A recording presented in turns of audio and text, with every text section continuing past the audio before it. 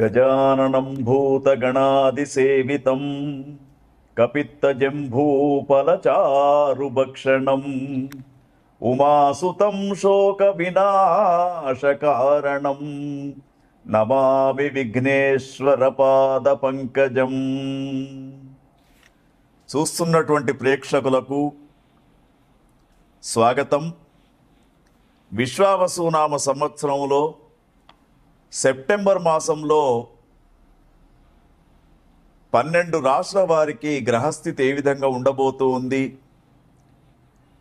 వారు ఈ మాసంలో ఎటువంటి నిర్ణయాలు తీసుకోవాలి, ఎటువంటి పనులు చేయాలి అనే విషయాలను చర్చించుకుంటూ, దాంతోపాటు మనకు ఈ యొక్క సెప్టెంబర్ మాసం విశేషమైనటువంటి కొన్ని పండుగల గురించి కూడా చెప్పుకుందాం.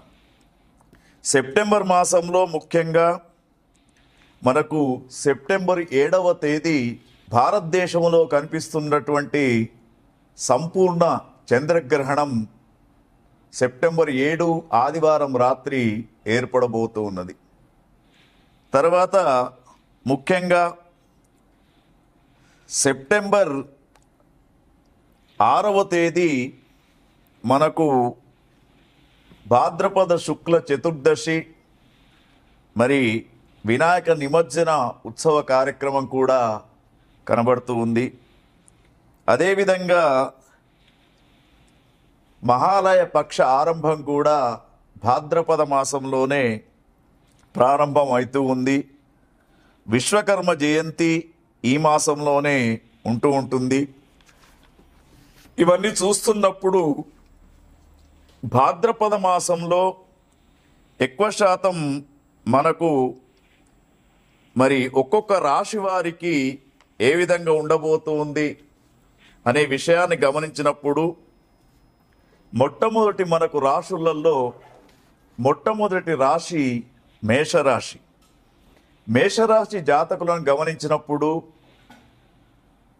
వీరికి సెప్టెంబర్ మాసంలో సూర్యుడు 5, 6వ స్థానంలో కనిపిస్తూ ఉన్నాడు. మరి ఈ యొక్క సూర్యుని యొక్క స్థానాలను బట్టి చూసినప్పుడు మనకు వీరికి 15 రోజులు సూర్యుడు అనుకూలంగా, 15 రోజులు మధ్యమంగా కనబడుతూ ఉన్నాడు. తర్వాత అదేవిధంగా మరి కుజగ్రహాన్ని గమనించినప్పుడు వీరికి మేషరాశి వారికి కుజుడు 6వ స్థానంలో, 7వ స్థానంలో ఈ యొక్క సెప్టెంబర్ మాసంలో కనబడుతూ ఉన్నాడు. చూస్తున్నటువంటి ప్రేక్షకులకు విశ్వావసునామ సంవత్సరంలో కన్యారాశి జాతకులకు ఏ విధంగా ఉండబోతుందో చూద్దాం. తర్వాత వారు ఎటువంటి నిర్ణయాలు తీసుకోవాలి, ఏ పనులకు దూరంగా ఉండాలో కూడా తెలుసుకుందాం.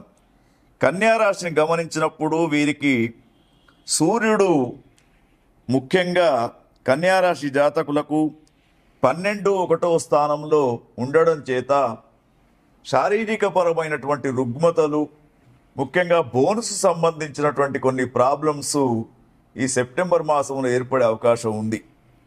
తర్వాత వీరికి కన్యారాశి జాతకులకు కుజగ్రహాన్ని చూసినప్పుడు 1, 2 స్థానాలలో వీరికి కన్యారాశి జాతకులకు కనబడుతున్నాడు.